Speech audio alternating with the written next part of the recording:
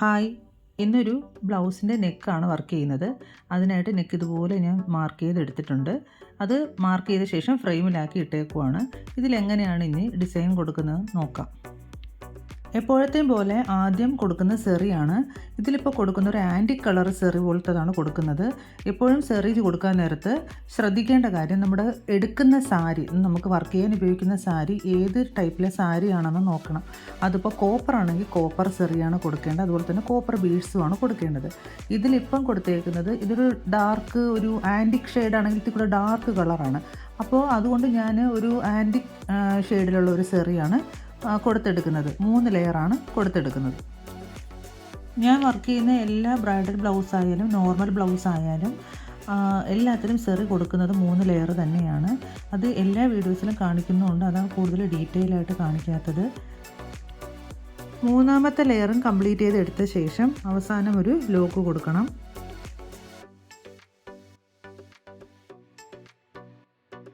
അടുത്ത ലെയർ ചെയ്യാനായിട്ട് normal ത്രെഡും iron നീഡിലും അതുപോലെ തന്നെ ആൻറ്റിക്കിൻ്റെ റെയിൻബോ ഷെയ്ഡ് ബീഡുമാണ് എടുത്തിരിക്കുന്നത്.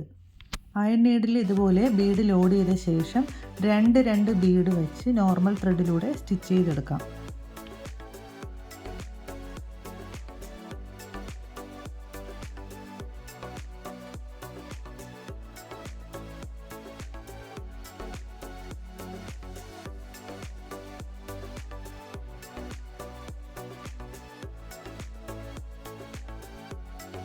ഇതുപോലെ ബീഡ്സ് എല്ലാം കൊടുത്ത് കംപ്ലീറ്റ് ചെയ്തെടുക്കുക.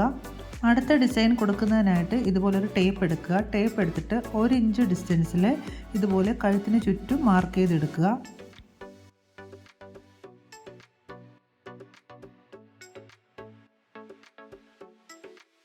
കഴുത്തിന് ചുറ്റും ഇതുപോലെ 1 ഇഞ്ച് വീതിയിൽ മാർക്ക് ചെയ്ത ശേഷം അതെല്ലാം കൂടി ഇനി നമുക്ക് ജോയിൻ ചെയ്ത് വരയ്ക്കാം.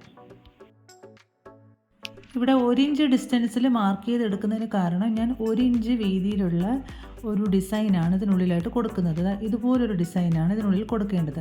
അപ്പോൾ ഏകദേശം ഒരു 1 ഇഞ്ച് ഗ്യാപ്പിനുള്ളിലാണ് ഈ വർക്ക് വരുന്നത്. അതിനാണ് ഇവിടെ 1 ഇഞ്ച് കൊടുത്തത്. ഇനി ഈ ഒരു ഡിസൈൻ ഇതിനുള്ളിലായിട്ട് ഫ്രീ ഹാൻഡായിട്ട് വരച്ചെടുക്കാം. ഞാനിവിടെ ഫ്രീ ഹാൻഡായിട്ടാണ് വരച്ചെടുക്കുന്നത്. ഫ്രീ ഹാൻഡായിട്ട് വരയ്ക്കാൻ പറ്റാത്തവർക്ക് കാർബൺ പേപ്പർ ഉപയോഗിച്ച് ട്രേസ് ചെയ്തെടുക്കാവുന്നതാണ്.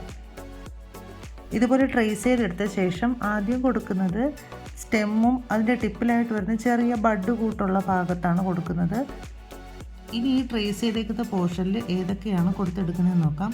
അതിനായിട്ട് ആദ്യം ഞാൻ ഇതുപോലത്തെ വൈറ്റ് 3mm ബീഡാണ് എടുത്തിരിക്കുന്നത്. അത് സ്റ്റെമ്മിൻ്റെ ടിപ്പിലായിട്ട് കൊടുക്കുന്നതിന് വേണ്ടിയാണ് എടുത്തിരിക്കുന്നത്. സ്റ്റെമ്മ് ചെയ്യാനായിട്ട് ആൻറ്റിക്കിൻ്റെ റെയിൻബോ ഷെയ്ഡ് കട്ട് ബീഡാണ് എടുത്തിരിക്കുന്നത്. മാർക്ക് ചെയ്ത പോർഷനിൽ ആദ്യം ചെയ്യുന്നത് വൈറ്റ് ബീഡും കട്ട് ബീഡും എവിടെയൊക്കെയാണോ വേണ്ടത് അതെല്ലാം ആദ്യം സ്റ്റിച്ച് ചെയ്തെടുക്കാം. ഞാനിപ്പോൾ ഇവിടെ ഫസ്റ്റ് ഇതേ ഒരു വൈറ്റ് ബീഡ് ഇട്ട് കൊടുത്തു. അതിൻ്റെ തൊട്ടടുത്ത് തന്നെ ഒരു ലോക്ക് കൊടുത്തു. വീണ്ടും ഒരു ലോക്കും കൂടെ കൊടുത്ത് പിന്നെ ഇനി സ്റ്റെം എവിടെയാണോ ആ സ്റ്റെമ്മിൻ്റെ ഭാഗത്തായിട്ട് അടുത്ത ത്രെഡ് കൊണ്ട് വയ്ക്കുക. എന്നിട്ട് കട്ട് ബീഡ് ലോഡ് ചെയ്ത ശേഷം ഓരോ ബീഡ് വെച്ചാണ് സ്റ്റിച്ച് ചെയ്തെടുക്കുന്നത്. ഈ കട്ട് ബീഡ് യൂസ് ചെയ്ത് നമ്മളിതിൽ സ്റ്റിച്ച് ചെയ്തെടുക്കുമ്പോഴത്തേക്കും ത്രെഡ് കട്ടായി പോകാതിരിക്കാൻ ശ്രദ്ധിക്കണം. കാര്യം ഈ കട്ട് ബീഡിൻ്റെ സൈഡ് നല്ല ഷാർപ്പാണ്. അതുകൊണ്ട് ശ്രദ്ധിച്ച് വേണം ഓരോ സ്റ്റിച്ചും ഇട്ട് പോകേണ്ടത്. സ്റ്റെം കൊടുത്ത് കംപ്ലീറ്റ് ചെയ്ത ശേഷം 2 സൈഡിലും ലീഫ് കൊടുക്കുന്നുണ്ട്. അതിനായിട്ട് ആദ്യം 3 കട്ട് ബീഡ് ഇറക്കി അവിടെ ഒരു സ്റ്റിച്ച് കൊടുത്ത് ലോക്ക് കൊടുക്കുക. ഇനി ആ ലോക്ക് ചെയ്ത ത്രെഡ് പുറകോട്ട് കൊണ്ടുവന്ന് ഒരു 1/4 ഭാഗത്തോളം, ആദ്യം ഇട്ട ബീഡിൻ്റെ 1/4 ഭാഗത്തോളം ഇട്ട് അടുത്ത 3 ബീഡ് ഇറക്കി വീണ്ടും ഒരു സ്റ്റിച്ചും ഒരു ലോക്കും കൊടുത്ത് കംപ്ലീറ്റ് ആക്കി എടുക്കുക. ഇതുപോലെ തന്നെ അടുത്ത സൈഡിലെ ലീഫും ചെയ്തെടുക്കാം.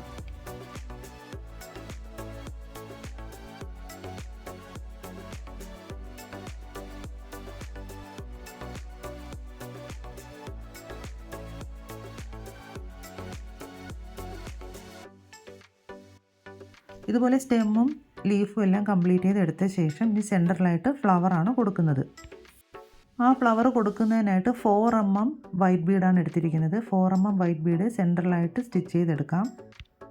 ബീഡ് സ്റ്റിച്ച് ചെയ്യാനായിട്ട് ഇതുപോലെ ഇട്ട ശേഷം തൊട്ടടുത്തൊരു സ്റ്റിച്ച് കൊടുക്കുക. സ്റ്റിച്ച് കൊടുത്ത ശേഷം തൊട്ടടുത്ത് തന്നെ ഒരു ചെറിയ ലോക്കും കൂടെ കൊടുക്കുക. ലോക്ക് കൊടുത്ത ശേഷം ആ എടുക്കുന്ന ത്രെഡ് ഉള്ളിലൂടെ ഇട്ട് ലോക്ക് ചെയ്തെടുക്കാവുന്നതാണ്.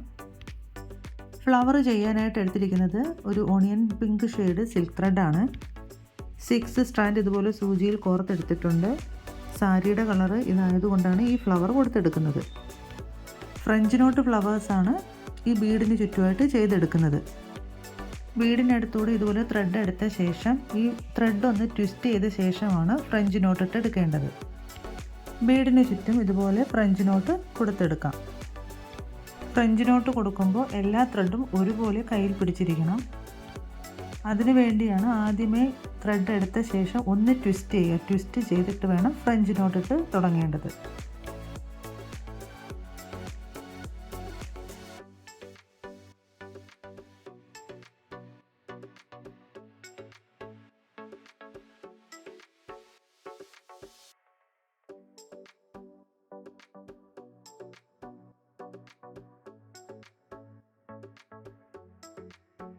ഇതുപോലെ ആവശ്യാനുസരണമുള്ള ഫ്രഞ്ച് നോട്ട് ഇട്ട് ഫ്ലവർ കംപ്ലീറ്റ് ആക്കി എടുക്കാം.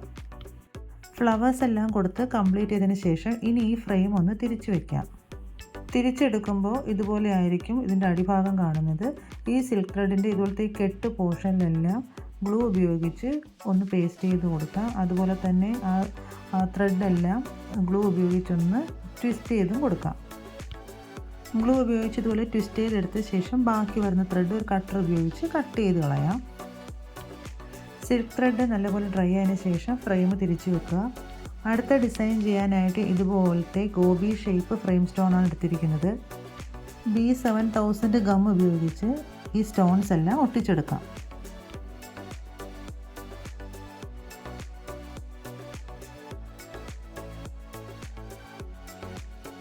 സ്റ്റോൺസ് എല്ലാം കൊടുത്ത് കംപ്ലീറ്റ് ചെയ്തെടുത്ത ശേഷം അടുത്ത ഡിസൈനായിട്ട് ഇതുപോലത്തെ ഫ്ലവറിൻ്റെ ചമക്കിയും കട്ട് ബീഡും ഷുഗർ ബീഡും എടുത്തിട്ടുണ്ട്. സീക്വൻസ് ഫ്ലവേഴ്സും 2 ട്യൂബ് ബീഡും കൊടുത്താണ് ഈ വർക്ക് കംപ്ലീറ്റ് ചെയ്ത് എടുക്കുന്നത്.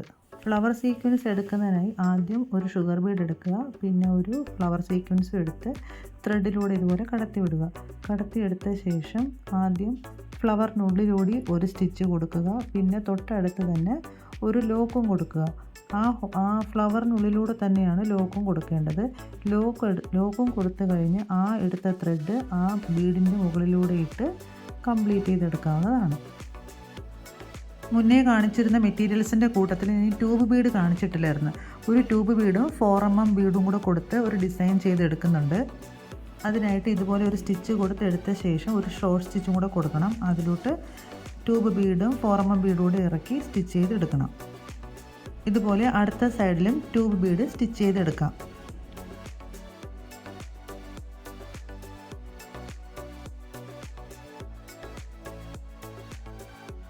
അടുത്ത ഡിസൈൻ കൊടുക്കുന്നതിനായി സിൽക്ക് ത്രെഡ് ഫ്ലവർ ഇട്ടേക്കുന്ന ഭാഗത്തായിട്ട് കട്ട് ബീഡും ചമക്കിയും ഇട്ടൊരു ഡിസൈനാണ് കൊടുക്കുന്നത്. കട്ട് ബീഡും ഷുഗർ ബീഡും അതുപോലെ തന്നെ ചമക്കിയും ഇട്ട് ഇതുപോലൊരു ഡിസൈനാണ് കൊടുത്തെടുക്കുന്നത്. കട്ട് ബീഡും ഒരു വൈറ്റ് കളർ ചമക്കി ഫ്ലവറും കൂടെ കൊടുത്താണ് ഈ ഭാഗത്ത് എടുക്കുന്നത്. തൊട്ട് ചേർന്ന് അടുത്ത ഒരു ഡിസൈനും കൂടെ ഉണ്ട്. അതിനായിട്ട് എടുക്കുന്നത് ആൻറ്റിക് കളറിലെ ഷുഗർ ബീഡും ഗോൾഡ് കളറിലെ ഫ്ലവറിൻ്റെ ചമക്കിയുമാണ് എടുത്തിരിക്കുന്നത്. ഇതുപോലെ ഓപ്പോസിറ്റ് സൈഡിലും ഇതുപോലത്തെ ചമക്കിയും കട്ട് ബീഡും ഷുഗർ ബീഡും ഇട്ടുള്ള ഡിസൈൻ തന്നെയാണ് കൊടുക്കുന്നത്. ഇതുപോലെ തന്നെ എല്ലാ ഡിസൈനും ചെയ്തെടുക്കാം. വീഡിയോ കുറച്ച് ലെങ്തിയാണ്.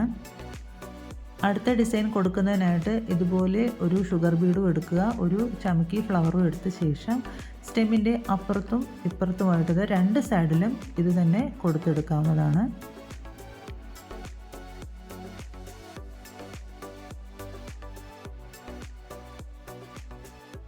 ഇതുപോലെ ചമക്കിയുടെ ഫ്ലവേഴ്സൊക്കെ കൊടുത്ത് ഈ ഡിസൈൻ കംപ്ലീറ്റ് ചെയ്തെടുക്കാം.